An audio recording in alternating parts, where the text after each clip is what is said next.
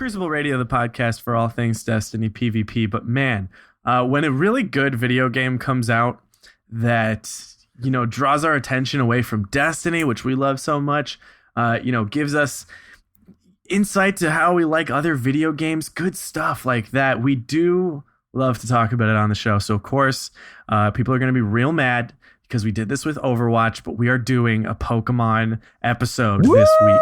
This week is Pokemon. This podcast is about to be litten. No, it's about to be Rowlet. Oh. I want to talk about WrestleCat. I hate WrestleCat. I'm just kidding, everyone. We're not doing a podcast about Pokemon. I felt like I had to Google Pokemon real quick. I know. Birds had a real sharp intake of breath, and he was looking back and forth like, "What? I can't do this." Rowlet. I'm gonna swing for owl. This one. It's like a leafy owl. It's an owl that evolves into an owl with a bow tie and has like emo hair, and he looks like he goes to a private school and listens to Panic at the Disco. And then there's a fire cat, and it evolves into like a professional wrestler. It's even got like spandex and everything, like a luchador. It's ridiculous, and it jumps off the top ropes. It's amazing. And the other one's a circus pupper. Rowlet. I've been saying R-L-E-T, so I just I didn't know you guys pronounced it non-standard. Anyway, Destiny PvP. Yes, we're back. We almost did a Pokemon podcast. Almost. Hey, maybe someday we will. You guys should do a Pokemon podcast for like 3 weeks. So. Ooh, that hurts. No, what is up, guys? I've been gone for a little bit, man. I just lived my life away from home, but I'm back at least through till January. I miss you guys. What has been going on, Mr. Bones, Mr. Swain? If this was like a live video thing we did, I would want a counter for every time Bird says I'm back. It just like ticks up once more, right? And we'd be at like 55 at this point.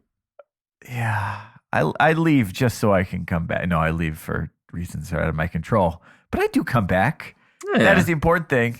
Close the loop, looper style, blunderbuss. There you go. So, what did happen this week, guys? Oh boy, Birds, why don't you tell us a little bit about your? Oh boy, is right. All right. Well, so I just disappear, right? I just go incognito. You guys don't notice because I'm usually on the episode. But I travel a lot for work. I don't really talk about my work much. I'm not going to start talking about it except to say I'm a tech nerd. I like to talk to people. We solve problems. And I got to go to a conference last week in Austin, Texas, and it was so much fun. Like, I felt like I was visiting to see family where you just like wake up and they start feeding you, and then as soon as you can go out and drink and fall asleep and wake up and they start feeding you again. It was an amazing time. I learned so much, but I wanted to tell you guys, they had this party on Wednesday night and it was amazing. They had 3 different live music stages. They built an indoor skating rink, but my favorite thing of all is called, I just learned about it. It's called Silent Disco. Do you guys know about this? No. Okay. So they have a stage and they have 3 different DJs performing all at the same time, all side by side. And they're each wearing headphones with a different color, red color, green color, and blue color. Like Pokemon, right? You can relate it back to that. Sure. And everyone in the audience has their own pair of headphones and they've got a switch, and you can switch between each of the 3 DJs. And every time you switch, it changes to that DJ's color. And so you're dancing and you look around and some people have the same color as you and are dancing to the same rhythm as you. And then the other 2/3 of people are off on some other wavelength, dancing to some other thing. And it was fascinating. It was a lot of fun. It was like the perfect short attention span way to go out and bust a move. But I was just thinking like, man, if I could just get like a spreadsheet that had like, here's all the DJ playlists and times, and here's who was listening to what at each time, you could totally be like, yep. Did you just ask for a spreadsheet? Yeah, literally no one left that thinking, go, you know what would be sick is we've got a spreadsheet about this. Look, I can guarantee you at this conference, everyone wants a spreadsheet. I told you we're tech geeks. That's what we do. But it was amazing. You could figure out like, this DJ, he played 3 choruses. He should have cut it after 2, and all of a sudden all those green headphones everyone started switching over to Red because Red was playing some Boston song and everyone sings along to it. But then Mr. just like straight ahead dubstep guy starts dropping the drops and people start jumping ship. It was a blast. It was so much fun. And I feel like I'm still sleep deprived from these past 2 weeks. That does sound fascinating. Yeah, it's a fun thing. But I just got back today after like an Uber ride across LA that took longer than one of my flights took. And I figure, all right, I'm out of the loop. I've been living off in Techland. I gotta get back plugged into Destiny. And I saw there was a TWAB this week talked about matchmaking. I think we got a little more insight into like the matchmaking algorithm than we've really seen. So yeah, it's interesting. As a techie, that must have been pretty interesting to see. I want to know the details, like because like every problem I've ever tried to solve in my life, I thought I had it figured out until I tried to do it, and I was like, oh, I'm bad at this. I'm not getting it right, and you just keep trying. And so it was interesting to sort of see their process and kind of where they ended up. And then I looked at the rest of the internet, and there's a fire raging right now. People are feeling very passionate about this, and I feel obligated to say that's fine. It's an inspiring thing to see how much people care about Destiny, but I also want to say like this game has brought so much joy to my life. And it's just become such a staple, such a part of my week, hanging out with you guys, being a Rumble pony and just logging in and playing this thing. And I'm so grateful that I have this game and I've found this connection to both this experience and all these other people and to this company that has like built the game I dreamed my entire life about getting to play. And it was, to be honest, a real shock to the system to just like open up Twitter and see what was going on and just see so much negativity and just so much like hatred pointed at Bungie. And look, you don't have to love everything they do. God knows we don't. There have been a lot of misses and a lot of things that took some time to start getting right. But I guess I just want to say like I play Destiny because I like it and because it's fun. And if it stops being fun, I don't want to rage out about this thing I like so much. I'll just get away from it for a bit until I feel like I want to be playing it and it's a positive experience. So I don't know. I don't want to, I'm not trying to be preachy. I'm not trying to say you got to love everything, but there's real people who work at Bungie. There's good people there, and you don't have to love every decision they make, but they read it. They read all the feedback and they really care about it. And I don't know. I hope I never get so angry at someone who's given me a gift like that. It's a very good way of putting it, Birds, and I completely agree with it. And moving forward the rest of the show, we're just going to focus on what we've focused on before, and that is improvement. And the reason we're so positive is because we like this game and we enjoy playing it and getting better at it. And we don't necessarily point out the flaws as often as others because we're focusing on other things. We're focusing on getting better and the things we can control. So for the rest of this podcast, we're gonna talk about the things we can control and improvement. Bones, what have you been playing all week? Titanfall. Just kidding. Oh, really? Really? Just kidding? No, I played a decent amount of Titanfall and a decent amount of Battlefield and a decent amount of Pokemon today. Holy cow. There's a lot of video games on the market and it's scaring me. Yeah, decent is the wrong word. I've played an indecent amount of video games this week. This is just like one of the most interesting seasons in video game, just like fall, winter 2016. Like 2016's been a weird, not great year. But there have been a lot of amazing drops these past couple months. I'm also like, is it just going to keep going at this rate? Is there just always going to be 6 games that people are trying to force me to play? Yeah, 6 games more than you could possibly play. And then like, I'm like, all right, I can't play that many. I'll pick like 2 at a time. And then it just keeps going on forever and ever. Is there ever going to be a lull? I don't know. But maybe. I personally got to play a bunch of Destiny this week. Yeah, I played Destiny this week. I did not play Destiny this week. Inferno Supremacy's around. Of course I'm there. Oh, man. I was playing yesterday with a very silly loadout. You so silly. It kind of started in the Slack. We were talking a little bit about auto rifles. Some people were using them yesterday. I think True Vanguard was talking about using a focus fire auto rifle. And I was like, you know what I'm going to do? I'm going to go into the Crucible with full fusions. So I played some Rumble and a little bit of Inferno Supremacy with the Vex Mythoclast, a Praetorian Foil, keep going, fusion grenades, and a Sunbreaker.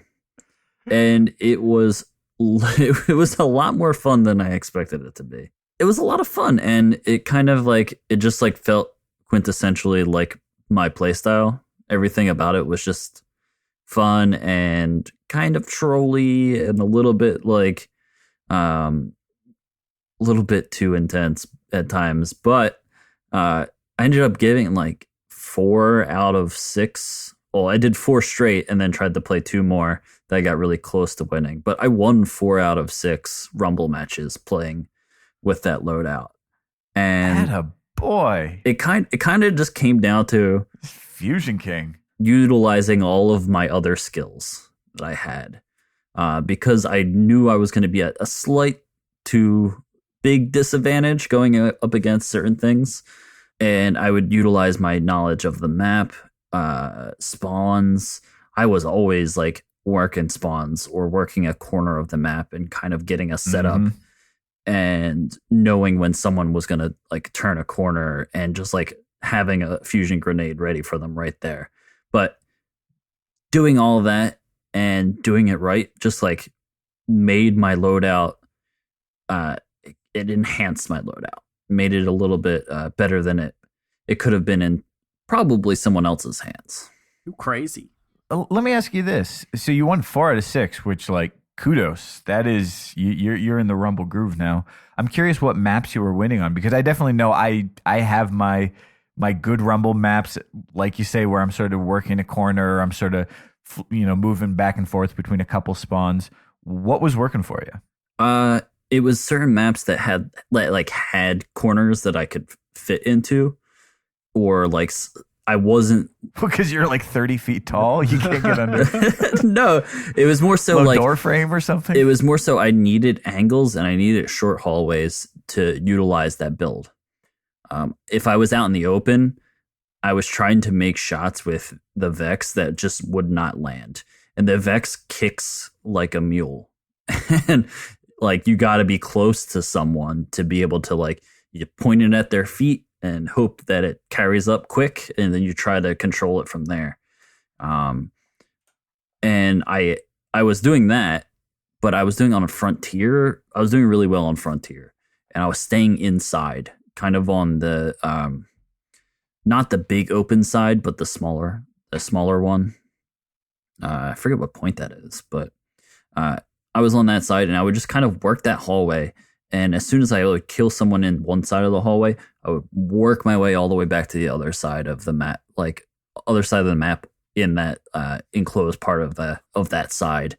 And if there was no one there, or I killed someone on that side, I knew that there was enough space that someone would spawn on the other side. So kind of work my way back and forth. And if I needed to, I would traverse to the other side of the map, but just make sure I use get to cover quick and move from cover to cover. But playing smart is what ended up getting it for me yesterday. Mm-hmm. I think that is exactly it with Frontier. I used to feel kind of obligated to just rotate around the entire map. But especially, like you say, when you're moving from cover to cover, you can spend an entire Rumble match inside on one side in Frontier. Sometimes you might, flip to the other side and work the other side of spawns. But you can literally spend your entire match never going outside. And even if you don't win it, just your KD is so much more protected by just not having a huge open area with a million different angles to get picked from. Yeah, no, it took a lot, and it was actually I ended up trying to play with the Soros after that, and I was like, I'm gonna go back to my Vex loadout. I was having so much more fun with that, and yeah, it's definitely weird. And what it did for me personally was just like, I want to say it emboldened me, but it felt good to use something that I don't always use or something that I always see. And because I have other skills, I was able to still win. And that kind of like transcends meta or what people are using. It's the definition of getting good. It felt good. You can call your next montage Cold Fusion or like God. Hot Fusion. It'll probably just be Solar Flare 3 because that's like, I'm in a groove now. The numbers. Solar Flare 3 : Fusion. something. I'm just gonna follow the Fast and the Furious, model, and just kind of like go from there. So like 3 fast, 2 furious, 2 fusions or something like that. I don't know. There you go. The movie from Tropic Thunder that Tug Speedman stars in, when there's like 7 of them. Oh God. Man, now I gotta look it up. How fast can I Google? Scorcher. Scorcher 6 Global Meltdown. Where he's just like holding babies and stuff. He's got 2 babies on him, yeah. That's how I picture Swain. Oh, the pandas in the... Oh, goodness. What a throwback. There's probably not many people who know about Tug Speedman on this show. Sometimes you play Sunbreaker and you feel like Scorcher, starring Tug Speedman, and sometimes you play Sunbreaker and you feel like Simple Jack, starring Tug Speedman. Okay, moving on. Well, actually, I got a question for you, Birds. Now that you are coming back from one of many breaks, what are you working on? What are you looking forward to improving, getting back? We love top 3s. What haven't you done in a while? Give me a 3. Yeah. Well, I would say the number one thing I'm working on is, I'm feeling a little rusty. I haven't held my world's ugliest PlayStation controller in 2 weeks now. So first things first is just getting the motor skills back. But I think the thing I want to work on even more than that is not just getting sort of my thumbs warmed up again, because that'll happen in time. You play a night, you get back into the groove of just getting your aim tight. I think I want to really not jump in and be like, all right, let's just bumble around in the Crucible and win or lose, or just goof around and see if I can see some guys. I really want to try and get back to that kind of mental place that I was actually right after we had Keen Koala on the show the second time. Go check out his episode, a great one, where I'm really thinking about, like you say, pushing into cover, about creating negative space, about just getting locked into the maps where you're only ever exposing one angle. Even if I don't win, just playing really clean and not making, what we call an unforced error in some sports. So yeah, that's probably number one. I do want to work on weak point for me right now is my real close-up shotgun aim. I definitely have been enjoying my new, absolutely not God roll, very mediocre roll Matador, but it's my Matador and I like it. But when you get up real close, point blank, sometimes it happens, and that can be as tough to land every single pellet as coming in on a straight line in the air at someone. So get that tuned up. I guess the third thing is, just play with some of my friends. I don't know. It's been a minute since we all kind of got to play some Crucible together. So it's not really a skill thing to work on, but it's up there at the top of my list. So it counts. There you go. What about you, Bones? What am I working on? Yeah. I'm working on some No Land Beyond clips. There's something about that weapon that has been speaking to me. I feel like the more I talk about it on this show, I'm going to start giving away the secret, but it feels good and I like it. But I also like what it does to my secondary game, which is force me to only make smart approaches or not approach at all. because when you have either a sniper in your primary and a shotgun in your secondary, you cannot follow up. There's no cleanup shots. If they're really charging you and I body them in the foot and then I pull out my shotgun and hit them at half health, sure, that's a follow up. But if I miss my first shot, I got a long time before I'm firing another bullet. And if I'm not close enough, there's no other choice but to disengage. So it's really working in some good habits. And it's hurting my primary game a little bit. I tried to use my IS Luna and couldn't land anything. So hopefully that doesn't put me too far in the opposite direction. But I am working on that. And I'm working on, I don't know. I'm doing so many things and just having fun. I'm trying to get my Trials game as best as it can be. I've found that Trials is probably my favorite part of Destiny right now, and I don't really know if I've felt that way throughout year 2. I mean, I've had so many fun, memorable Trials moments, and I love playing it, but if you asked me the question, like, what's my favorite? I don't know if I would have said Trials, but now I really think I do. And just because I've been reaching that point where no situation scares me, and I don't pull off incredible plays left and right, but I will try, and I think that's the most exciting thing. So if I'm 1v3 on first light and they're all on B and I'm just shade stepping around, seeing how long I can survive, taking down one or two, that's like the most exhilarating thing for me. So I'm just loving it, and I think I want to just play some Rusted Lands this weekend. Nice. Because Rusted Lands is my favorite map. Hear, hear. All right. Well, that takes us to you, Mr. Swain. Never stop improving, baby. What are you working on? Never stopping. The number one thing that I have here kind of ties into streaming more again and streaming myself playing Destiny more again. But it's not forcing myself to play when I'm tired.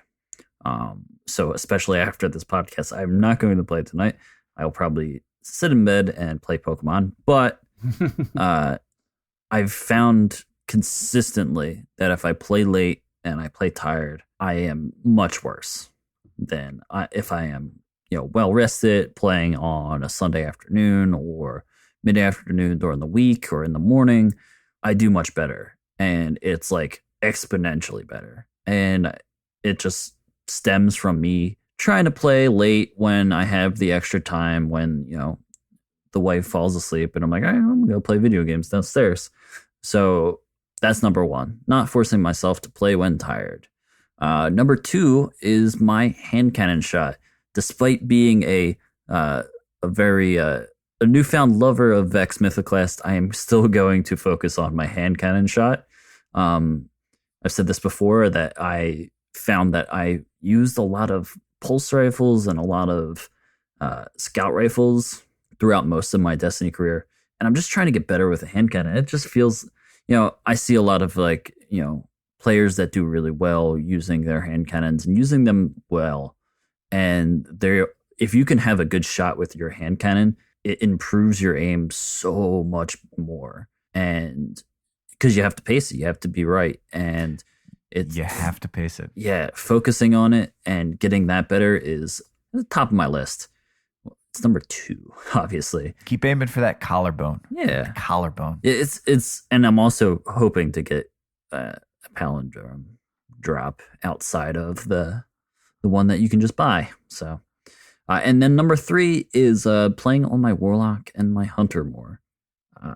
I found in Iron Banner last week that it takes me so long to get used to on my Warlock and Hunter, and I don't want to neglect them anymore. I want to kind of, like I said earlier, it's kind of a mind game playing this, playing Destiny, and being in the mind of a Warlock player and being in the mind of a Hunter player will help me anticipate their movement more, help me anticipate their possibilities, what they can do in super, all that. So diversifying my my mental game, essentially, by playing on my Warlock and Hunter.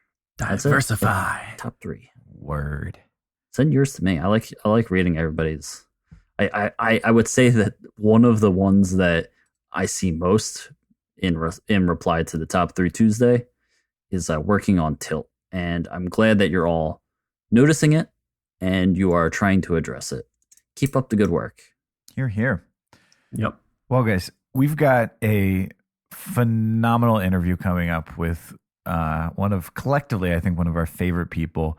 But before we get to that, we get to give a shout out to one of our all-time favorite sponsors of this show. Yeah, I'm going to go upstairs and lay in my Casper mattress and play Pokemon. I am so sleep deprived all week because I've been trying to catch up, but I've been trying to catch up without doing it with a Casper mattress because you got two real sleepy ding dongs on the show this week. You know, I'm trying to mix it up. I'm trying to diversify my sleep deprived insults. Here's the deal with Casper, guys. They invented a new kind of mattress. We all like a foam mattress, but they took two different kinds. They took latex foam. It's world class. It's bouncy. It's supportive, and they mix it with the memory foam. It's breathable too, so you get that nice temperature regulation all night. You don't get too hot. But then they put the memory foam on top, and you know what it's like. You just sink into it. It just cradles you all night, and you just wake up feeling so refreshed. Oh man, yeah. I sleep so well on my Casper mattress, and they do a lot for their customers. It's like a sleep brand that created one of the most perfect mattresses that's sold directly to you. You get it in this like small box that you just like sit there and look at. Does it and not like, even make sense. How is there a king size mattress in this box? Buying a Casper mattress is completely risk free. Casper offers free delivery and free returns with a 100-night home trial. If you don't love it, they'll pick it up and refund you everything. Casper understands the importance of truly sleeping on a mattress before you commit, especially considering you're going to spend a lot of time on it. A third of your life. You can't really try it out when you're at the store. There's some salesman staring at you, trying to close the deal. But look, you don't need to go to the store and drop $1,500. Casper mattresses are so reasonable. It's $500 for a twin size mattress, $750 for a full, $850 for a queen, and for Crucible Radio listeners, Casper's gonna hook it up. Oh, they're gonna give you $50 off your mattress purchase with their 100-night risk-free guarantee. All you got to do is go to casper.com/crucible. Enter offer code Crucible.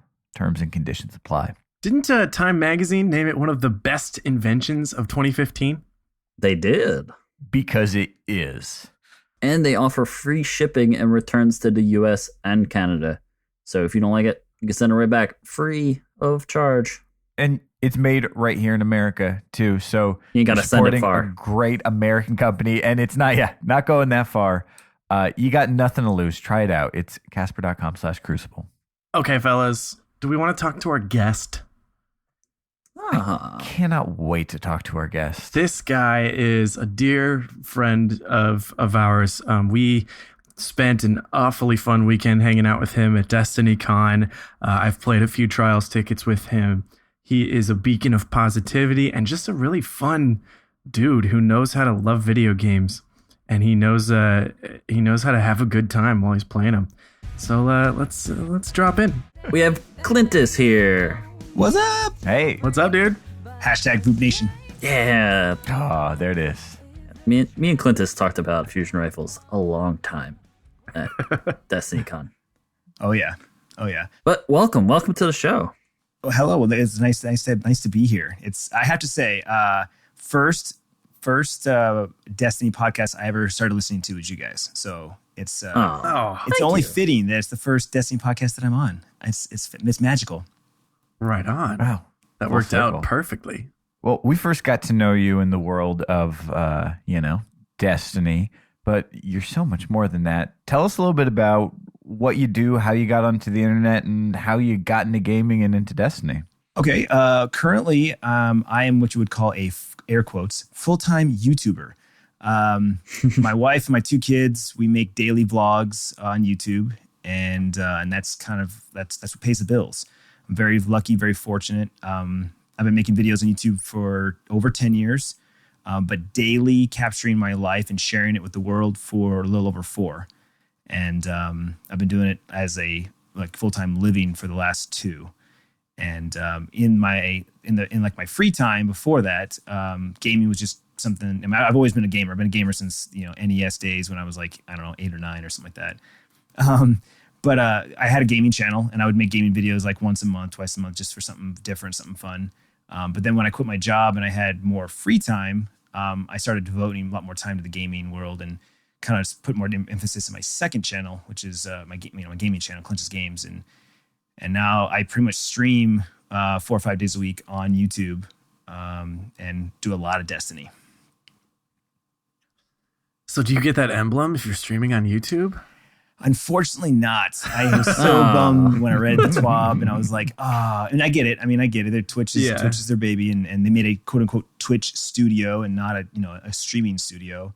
But YouTube's getting bigger, YouTube gaming's getting bigger, and there are partnerships that are happening between YouTube and other companies. So it's only a matter of time. But I do have a Twitch account, and I can stream on Twitch. So I definitely will put in my 77 hours and get that emblem for sure. So what was it about Destiny that drew you in as to make it sort of a mainstay in your list of games to be streaming? Oh man, I get that question all the time, when I'm streaming, because they're constantly asking me to play other games, and I have a lot of kids. You're like, no, we're playing this. Yeah, exactly. I have a lot of kids that watch me from the vlogs because of my kids. And then when I first started my channel, I was playing all kinds of games. So a lot of my Minecraft and GTA stuff popped and blew up, and it's my most popular content. And I don't play those games anymore. So they're constantly asking me to play something else. And so they always ask me why do you love Destiny so much? And I've always played first person shooters. Ever since I think it was college, I started playing Counter-Strike on the PC. But even before that, and because obviously I've listened to you guys ask this question to other guests, I've always thought where did it start for me? And it was GoldenEye. I really went all the way back to Nintendo 64, the GoldenEye. And that was my first taste of first-person PvP. Even though we're in the same room playing on a split screen, that's where it all started. And then fast forward to being in college, started playing Counter-Strike on PC, and Day of Defeat and Medal of Honor. And I just loved first-person PvP. I actually stopped playing campaigns. And then fast forward to, I was looking for a console. I stopped playing PC games. I stopped playing games kind of for a couple of years when I first had my kids.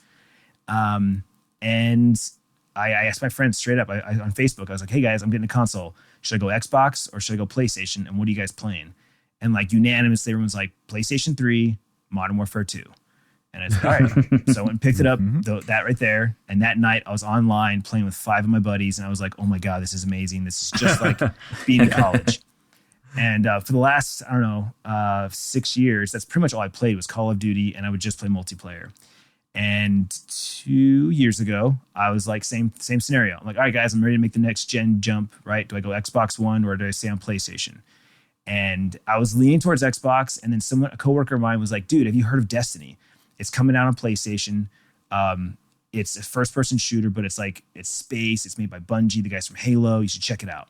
And I remember going on my lunch break to GameStop and grabbed the user manual, the guide, and thumbing through it 2 weeks before Destiny was coming out. It wasn't out yet. And I'm thumbing through this. I'm reading about the Warlock and I'm reading about the Titan. And I'm like, oh my God, this sounds amazing. And right then and there, I walked up to the counter. I'm like, hey, I want to pre-order Destiny. And they're like, do you want PS4 or Xbox? And I was like, oh crap, I don't have one. I'm like, I need a PS4 as well. He's like, well, we have this bundle. It's an all-white PS4 and it comes with Destiny. I'm like, perfect. I'll take that one. And so when people ask me all the time, how long have you been playing Destiny? I'm like, I'm literally been playing since day one because my PlayStation came with it. So that's how it started. But now obviously we're into year 3 and I've been playing it pretty regularly, to the point where Advanced Warfare was the first Call of Duty that I did not prestige more than once because I played Destiny so much. And for me, it's the looter shooter aspect. I feel rewarded for my time. When I log into Destiny, no matter what activity I'm doing, I feel like at the end of that activity, I'm rewarded with something. And there's always something for me to chase, and there's always something for me to get better at. And now I'm just pretty much I love PvP. I mean, I've always loved PvP, but I just love the Crucible so much because of the diversity, and there's just so much to do.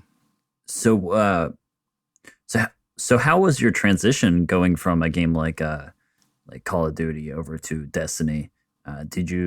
Was there any learning curves? Did you have some trouble adapting to the way it functioned? Oh yeah, absolutely. I'll tell you right away. The first time I plugged in Destiny and realized that I couldn't get into the Crucible because I wasn't ranked up high enough, I was pissed. I had to go into the campaign to get to rank like level 4, level 5, whatever it was, to get unlocked to the Crucible.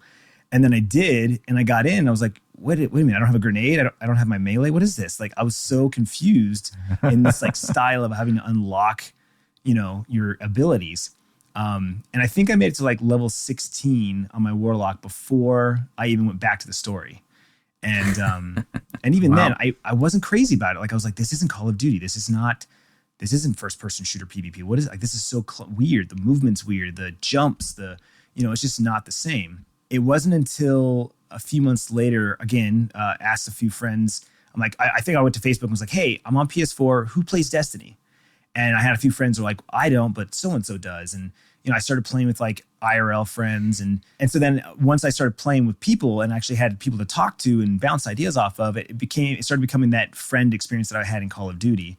And then, I don't know, a couple months later, I was in a clan. We formed a clan and we started recruiting friends of friends. And, shout out to Ovilus Lux. We're 2 years strong, 20-something clan members deep.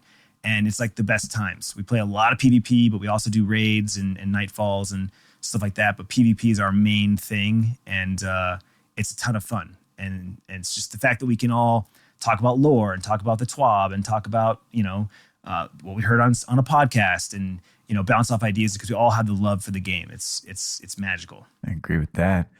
You mentioned getting started with your Warlock and taking him up to level 16 Crucible alone. Since day one, kind of, how has your identity in Destiny sort of evolved? What are you using right now, and what's sort of come up along the way? Oh yeah, I think I pretty much used Warlock all of year one. I don't think I never saw the need to switch characters. I played all three. I absolutely hated the Hunter. At first. And I let my son play that character. And so he I think he went through like 3 characters. I think at one point he created and deleted all 3 classes to figure out which one he liked, because I only gave him 1 slot. I had my Warlock and my Titan in the other 2 slots. And then it wasn't until, again, talking with the clan and understanding that the reward system was based on per character. So if I ran, the Nightfall 3 times, or if I ran the raid 3 times, I got the loot 3 times. I was like, oh. And so my first thought was, oh, cool. Sorry, Bryce, you got to lose your character. I want to build another Warlock. I remember the days of having like 3 Titans. Exactly. Just being like, all right, yeah, we're farming for armor this week. Yeah. So I think for about a month, I had 2 Warlocks and a Titan. And then I forget what it was. It was an activity. I want to say maybe Dark Below or close to House of Wolves. I had that like, oh, you know what? There's 3 sets of armor. So I probably should try and get all sets, right? Like the raid drops class, items for each one. So I deleted the Warlock, created the Hunter, and that's been my 3, since I want to say it was maybe like right before House of Wolves. Because that's really, House of Wolves was really when I like jumped into the community and immersed myself with Destiny. It wasn't no longer just a game. It was like I went all in. And so, yeah, Warlock is my main. It's still the like when Iron Banner comes, when Trials of Osiris comes, when the raid comes, my Warlock's the first character I take in. It was the first one I hit light level 400. It's the first one I hit tier 12 with. And then it goes Titan and Hunter. That's kind of the order that I run things in. But it's always fun because like I go so long without playing my Hunter that when I do, I'm like, oh yeah, this jump's really fun. Or I love shade stepping, So I was playing it the other day and I was just moving so fast, and I was like, oh man, you got to skate to move fast in this one. Yeah, I gotta get better at my skating, my Titan skating. I was playing Trials today. I went through my Warlock, made it to 8, and I was like, all right, we're switching characters. I'll switch to my Titan. And I'm like trying to skate, and I'm like hitting the doors, and I'm like hitting my head on the roof, and I'm like, why can I not go forward? I gotta practice that. So that's the subclass side. We've been through a lot of different balance patches, a lot of different seasons in terms of loadouts. What weapons are you rolling with? Right now, my current favorite is my Vision Stone. My first run to the lighthouse in year 3 was first week of Spooky Trials. Whoop whoop. And I got a Vision Stone Adept, and I absolutely love it. I mean, I love the Trials scopes. You know, the highlights. Yeah. It's like the best. But that auto rifle, again, talking about stats. You know, I'm always looking at equip time because I really love running around with my fusion rifle. Bones actually is the one who's like got me to thinking that I shouldn't do that because the fusion rifle takes too long to charge sometimes, and I get shotgunned in the face. But I run around with my fusion rifle a lot, so you know if I don't always get that first shot kill, I need a primary that I can switch to super fast. So I'm always looking for auto rifles and pulse rifles that have that fast equip time. So I've got a couple that are. The Vision Stone. I use the Hawkins Hatchet, which is the year 2 Iron Banner auto rifle. I actually started using that more than Doctrine because it had that faster equip time, and I could just whip it out faster. And so I use that. Obviously, I got an awesome roll Clever Dragon from Iron Banner last week. That's got the high cal rounds, rangefinder, brace frame. So that's just beast. Oh, yeah. Running Saladin's Vigil and good old Vacancy, the Voop 1000. Yeah, I was trying to get us there. So like, do you prefer the Saladin's Vigil and the Vacancy like around that charge time? Have you ever done like the split shifter or lower? Yeah. So that archetype. I mean, ever since year 2, I got the first Thiessen. The first package of Thiessen when the gunsmith started doing the first week, where it was like perfect. Everybody's like, "Whoa!" And it's matte black, which is totally my style, and like it's void, which is my favorite element, and it's just like the perfect. And so I rocked that so hard in year 2, and then when that God Roll Vacancy came out, I was like, "Oh, sweet!" You know, it's the Thiessen, but it's NASCAR colors. You know, it's got the future Warcall on the side. It goes fast. Yeah, exactly. So, yeah, I prefer that archetype because I feel like I get these crazy snipes in that archetype, right? It's got the high impact. It's got this crazy maxed out stability. But then, it was, I don't know, a couple months ago when, Plan C started kind of bubbling up. I think it might have been after you guys' interview with Wisniewski when he started like, yeah, you should check out Plan C, and I was like, okay, I'm going to check out Plan C because Plan C was my most used exotic in year 1.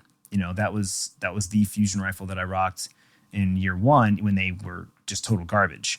And I still used it more than anything else just because it's the exotic fusion rifle, man. I got to use it. And so, yeah, that's definitely the archetype I prefer. And then from after that, like I love my Pantaray and my, what was last year's fusion rifle for trials? The Vision. No. Damn. I never got that one. I literally got it like 2 weeks before trial. The what was it called?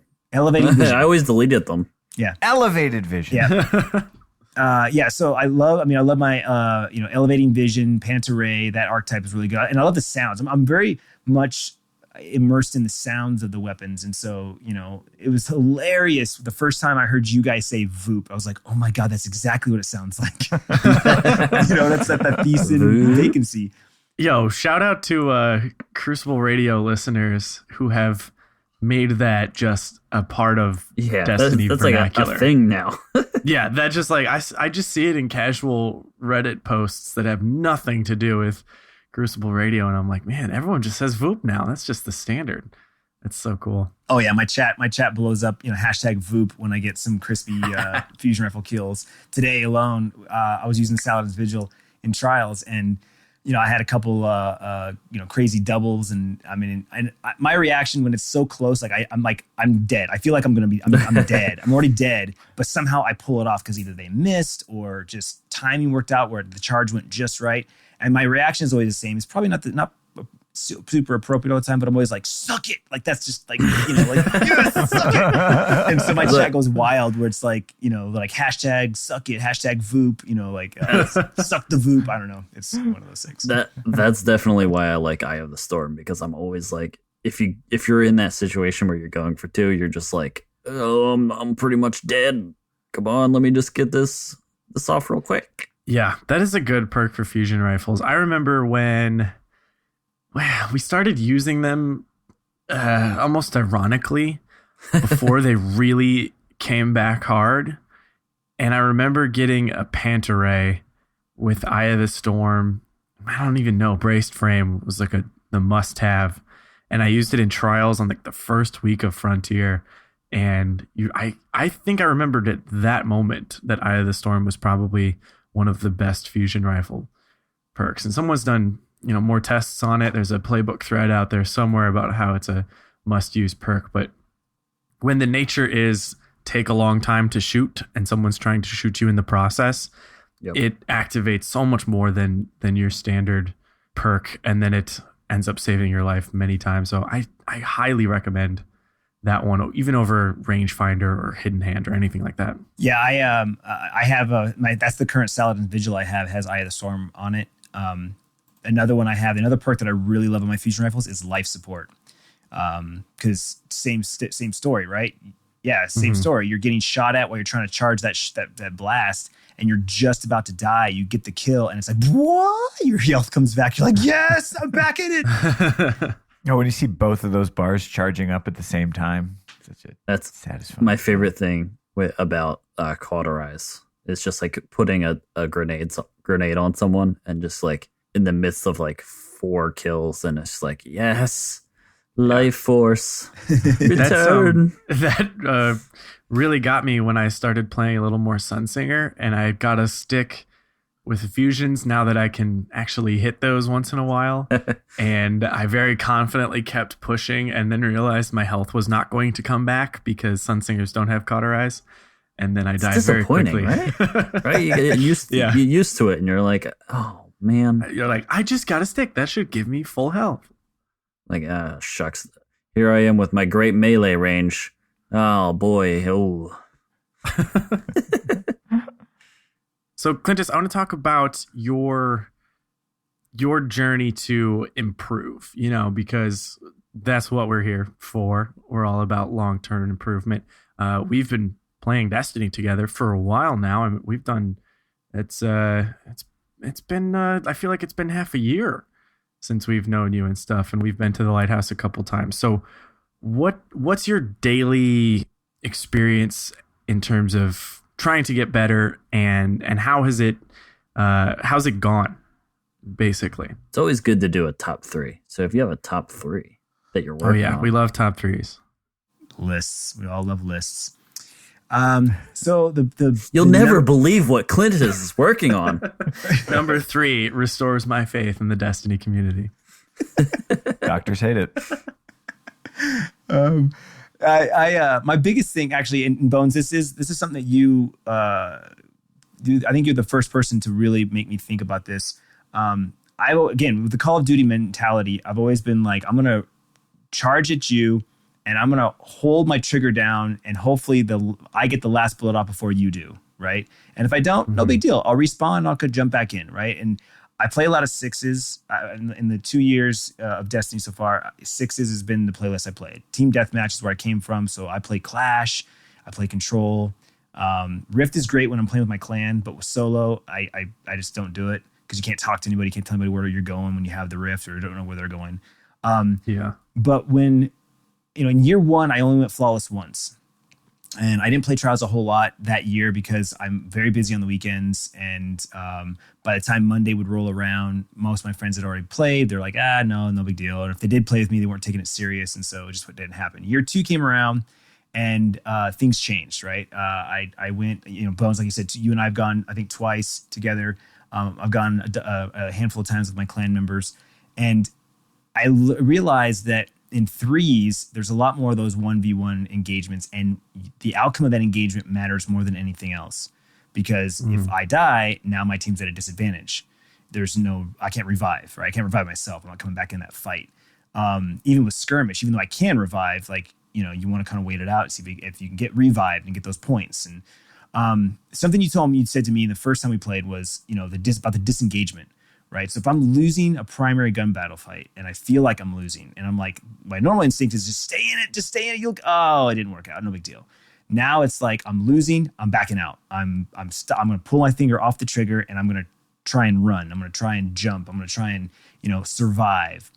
And I've been doing that more and more. And like, even again, today, I can attest that there were multiple times where like, I'm just absolute, and I disengaged, and I had just I was in the right area for the right cover, and I survived, regened, and then jumped back in the fight and got a kill. Or, I was able to maybe do some call outs. And so that's the number one thing that for the last, I'd say maybe 6 months, that I've been really focusing on and staying focused on. Like, again, those sixes, and I'm just like, whatever. But even then I'm like, I got to disengage, because if I can not die this one time in that one engagement and pick up a kill, now my KD is going to go up. I'm going to just overall feel better about myself with that end slate.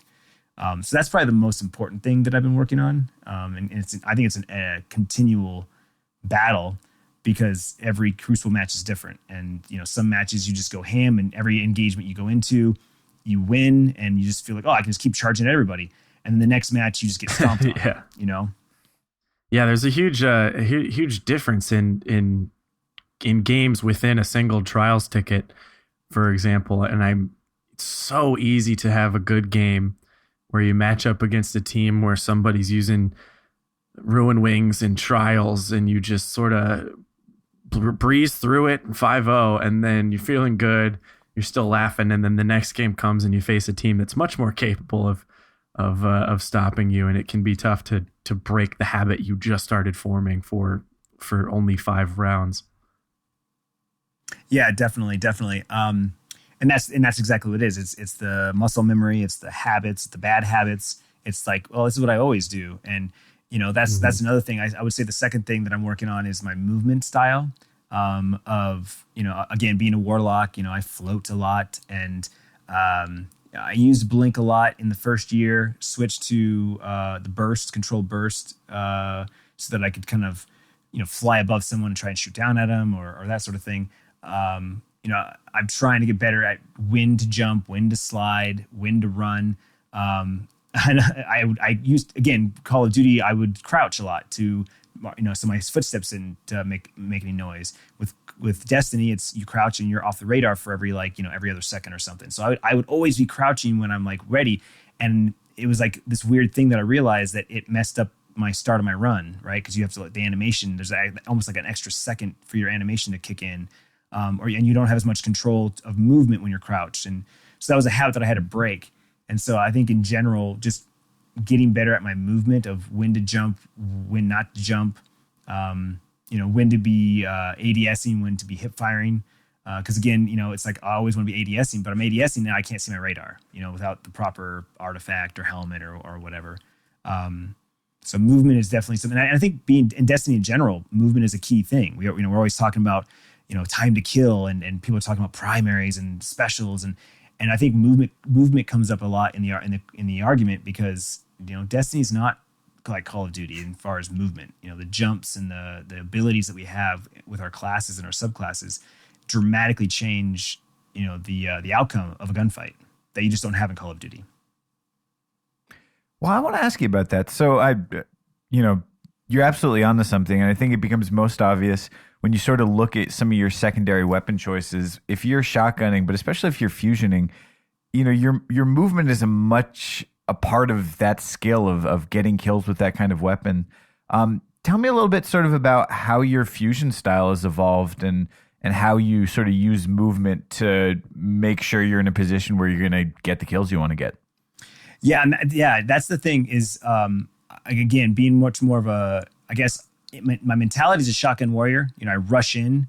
One of my clanmates, Jeremiah, we were playing Control or Iron Banner, a few months back, and we had a serious conversation about me trying to improve my game. And one of the things he said is, you rush in too much, like especially for Control when we're trying to capture a point. Like you rush to the point without even looking at your radar or looking to see if anything's going. Like you're running in, but you have a fusion rifle, which is not an instant kill unless it happens to be a plan C and you're not, you're in your primary slot. And even then, you got to be on point when you fling that thing out. You're trying to rush in, you get to the point, and then you start charging. Well, now it's too late because that shotgun already kills you, or the sniper quick scopes you. So definitely one of the things that I, as a fusion rifle main, is that I can't rush in all the time. I've got to kind of run, stop, maybe walk. And, I'm always kind of doing that pre-charge, which I need to do that as the fusion rifle person to try and speed up that shot, but it's like I'm giving away my position. I'm giving away that, oh, he's got a fusion rifle. Now this person's like making a different choice because he's like, I can either take him with my shotgun or I'm gonna back off because he's about to blast me. It's almost like I'm giving away my hand in poker. So I definitely can't rush in as much as I am a rusher. I'm that much more. I've never been a sniper. That's not my play style. Typically Call of Duty style is laying back, right? Laying far back in the map. Destiny's a little different, with the snapshot and the short gaze, style of we've seen some people. I mean, hell, we've seen montages from guys like Bones that can just like jump up, just pow, and just I know, right? crazy. I'm like, I had you working on it for a bit though. You did. I remember. I've got a God roll LDR and I've got a God roll. What's the Crucible one that came back? The longbow. Yeah, I've got 2 God rolls, and so I pull them out every once in a while because again, my audience is like, "You snipe, bro." I'm like, I suck at sniping, but okay, I'll try. And don't get me wrong, I've gotten a little better, but it's just not my play style. It's not what I prefer. I think I was actually lurking in your YouTube stream when you were doing a little Archon's Forge, and I think you got the sniper and you were like, and I was like sitting there like, that's cool. You can just toss that beautiful sniper aside, like no big deal. Yeah, and I've kept them. I've got them. I've gotten 2 of those, but not forgotten. And so I do need to look at them and see what the rolls are on them. And I just know that I've got the two good ones there, and I've got an Event Horizon, and that raid sniper is amazing too. I got that in the hard mode, but sniping's not my play style. So I definitely I shotgunned a lot in the end of year 1 into year 2. Started mixing it up between the fusion and the shotgun, and going back and forth between those 2 weapons obviously plays a different style, right? With the shotguns, you can definitely rush in faster, and because you can get that, you want to get close to get that one shot kill. With fusions, I kind of move in to get on the radar, but then kind of back up a little bit.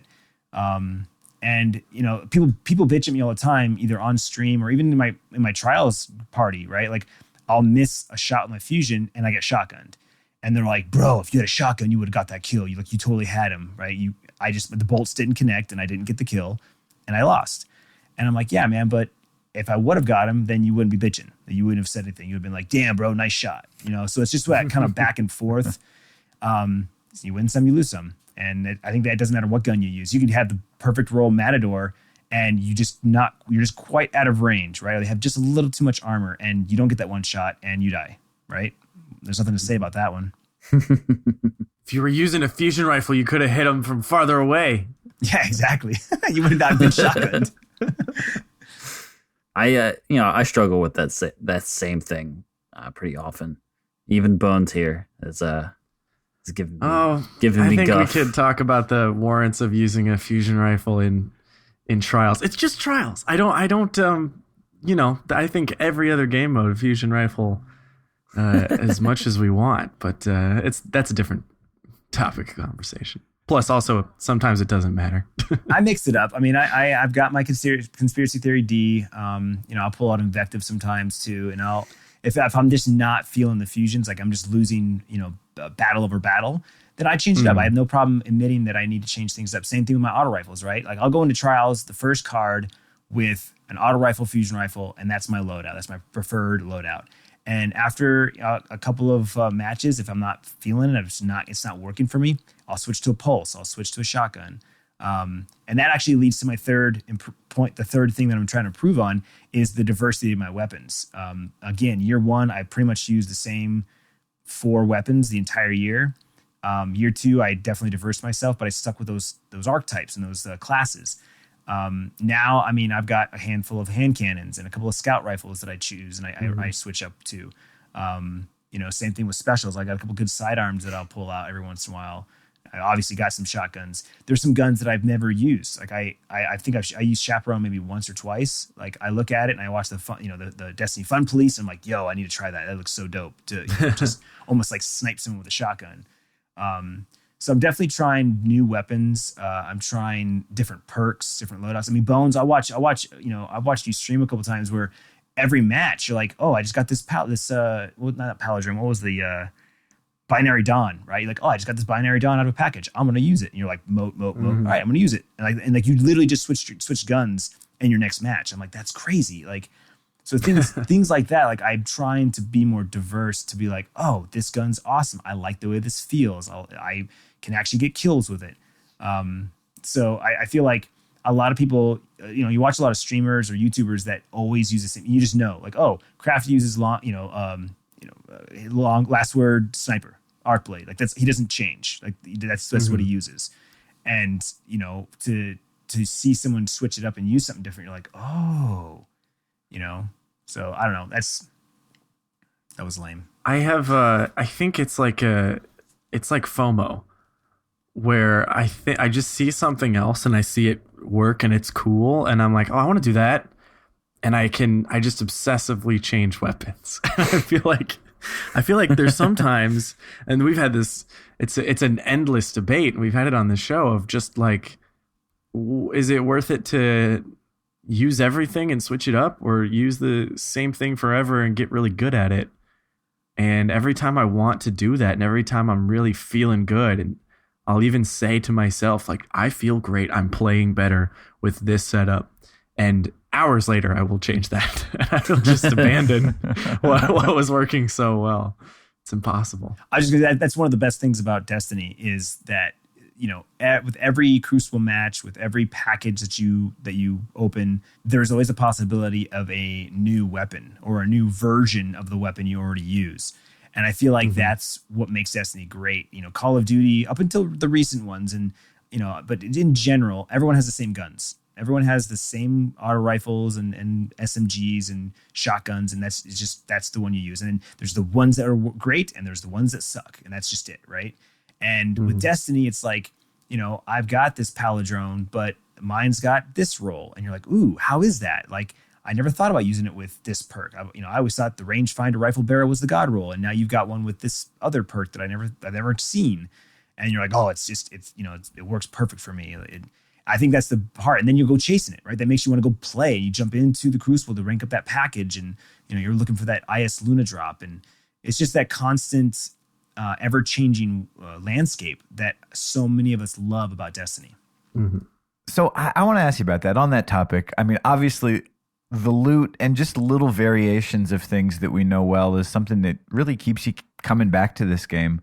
But you've been playing Destiny since day one. We've all played a lot of it, and at this point, we're all finding new ways to breathe new life into this experience and set sort of new challenges for ourselves. How do you find something new when we're playing, the same couple playlists, these same favorites? What kind of, beyond just the loot, sort of keeps you coming back to this and keeps inspiring you? I think the number one thing is that I don't know.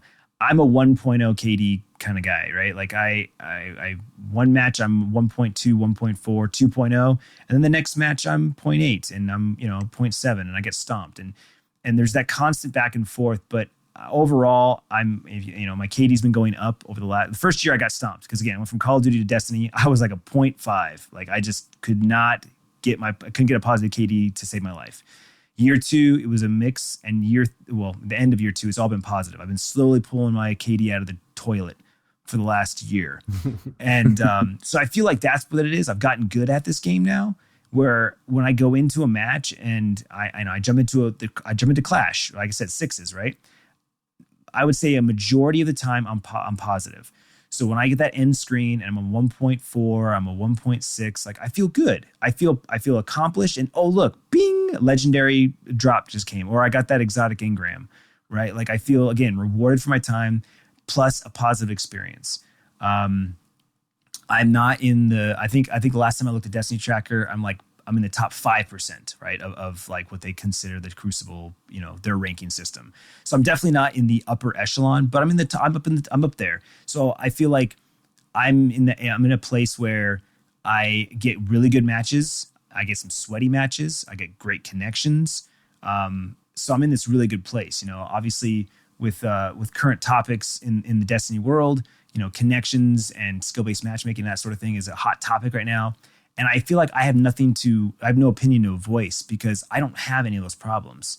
And maybe it's because I'm not in the 1%, or maybe it's because I have the best internet connection you can have, or because I live in a metropolitan area. I don't know, but overall I think I have a positive experience when I play this game. I have a lot of friends to play with when I play in this game, and the community is something unlike any other game I've ever played. I've played first-person shooters, I've played MMORPGs that have had communities, but nothing like to the level of Destiny. And I feel like every morning when I wake up and I open up Twitter, or I go on YouTube, or go to Twitch, everyone that I follow, everyone that I engage with, for the most part, are positive individuals about the game that I love, and they love it as much as I do. So it's just this kind of like full circle of like Destiny is the bestiny, as I like to call it. Well said. Well, yeah. I mean, you hit the nail on the head there. Sometimes we ask people like, hey, why should they tune into your channel compared to anyone else? But I feel like I want to do that for you because since we've known each other, since we've started playing some trials together and then got to hang out at Destiny Con, which was the best weekend ever. You are just a positive dude. Your following is a little different from the average Twitch following. It's energetic, it's positive, and there's never a game I play where you're not just like happy to do it, and it makes me happy to do it. It makes me go like, the outcome is not the goal here. It's about the journey and the fact that we're playing video games together. So I recommend everyone check out Clintus here, because that's really what matters now after we've done it 1,000 times. There's no lighthouse loot that is going to be so worth it for me where I'll sacrifice my enjoyment to get it at these days. So it's about staying positive, and man, you do a great job of it. Well, thank you. Yeah, like I said, I love the game. And I love the answer that I give 1,000 times every stream is, why do I love this game? Why is Destiny number 1 and Call of Duty's number 2 or whatever? And it's just like, it's an experience that I've never had before with a video game, right? I mean, some of the community of this size and the community of this much passion, might be in sports or in, I don't even know, so like board games, Magic the Gathering, right? Like, some of those guys you run into at like the card shops and stuff like that, that passion they have. I've never seen that with a video game. And maybe it's because I haven't played a wide variety of games. I don't know. But I just feel like it's a positive experience for me. So it's easy for me to reflect that off to my community, to my audience. And, I'm in a couple different Slack channels. My clan has one. Obviously, you guys have one. And I just love jumping in there. And like 99% of the time, it's good times. Definitely is. Well, Clintus, it's been awesome talking to you tonight. But if anyone wants to find you, Bones gave you a resounding applause there, essentially. So where can they thumbs up? Yeah, where can they find you? YouTube.com/Clintus Games. It's CLNTUS, like Clintus. Or at Twitter @Clintus. But if you just if you just search for Clintus on anything, that's pretty much me. Clintus TV is my vlog channel. If you're into vlogs, like I said, that's my main thing. But I absolutely love streaming, and I do stream on YouTube. I know a lot of people ask me that too, like why don't I stream on Twitch? Nothing against Twitch. I absolutely love Twitch. I'm subscribed to a handful of awesome Destiny streamers. But I built my community on YouTube, starting with my vlog channel, and then again with my gaming channel. And when YouTube Gaming launched, I started streaming there, and it's been a year now, and I love it. And I have a hardcore community there, and they have pretty much all the same things that Twitch has. So it's basically the same thing. It's just YouTube versus Twitch. So gaming.youtube.com/Clintus Games is the awesome link. And click the link in the show notes, you goofs. Hyperlink it using technology.